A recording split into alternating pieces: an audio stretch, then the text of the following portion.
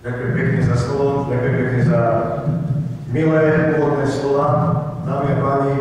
A ďakujem aj vám, že ste prišli, pretože si myslím, že najhoršie, čo môže štát, čo môže národ postihnúť, je, keď má naostajných občanov a občanov plných apatie. Som rád, že vy tu nepatríte a som rád, že vás tu vidíme dnes večer. Takže dovolte mi, aby som sa v veľmi stručnosti predstavil, mnohí z vás ma poznajú, ale niekých, čo nie, tak mám 35 rokov, moje meno je Martin Fedor.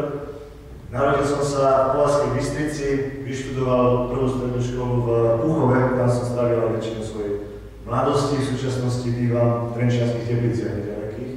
Spolu so svojou rodinou mám deti, ktoré jedno z nich už začalo chodiť do škôlky v Trenčianskych Tepliciach.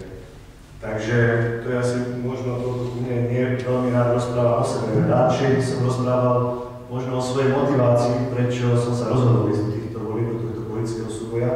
A neskôr by som rád v stručnosti uviedol aj také zásadné body nášho programu, s ktorým predstupujeme pred našich spoluobčanov, pred našich voličov, ktorí verím, že prídu práve v sobotu. Je to posledné stretnutie a naozaj mám taký zvláštny pocit, ospravedlňte aj môj taký ten oblek teraz, pretože sme boli vo väčšine na vonku a nedával som si dnes už oblek. Takže dovolte mi uviesť také tri základné možno body, ktoré ja vnímam ako takú hlavnú motiváciu, prečo som sa rozhodol ísť do súboja, nie ľahkého súboja. Viete, každý v akom kraji žijeme, v akom regióne žijeme, najmä ako politické rozdelenie síl je tu.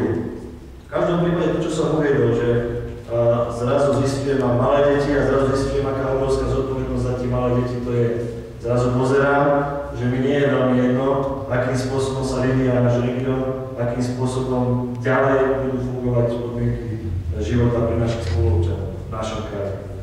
Rovnako si myslím aj to, čo už bolo povedané v úvodnom slove. Pre mňa bola obrovskou sprúhou a motiváciou to, že sa podarilo aj v Trenčianskom kraji vytvoriť prirodzenú koalíciu stredopravicových síl.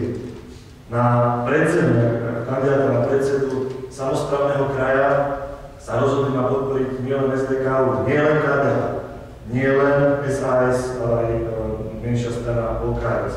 Myslím, že viac stredopravicových strán to ani nie.